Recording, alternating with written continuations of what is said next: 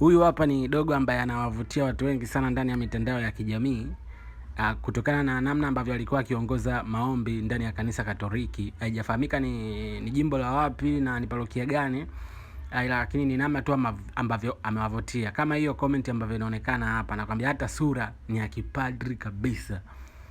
Sasa bwana, huyu dogo amewavutia wengi. Kwa nini? Dogo anawavutia wengi kulingana kwanza na namna ambavyo anavuta matamshi yake mithili ya padri mbobevu kiasi cha wengi cha kumuona hata ni nani, tuseme Kardinali Pengo ajaye.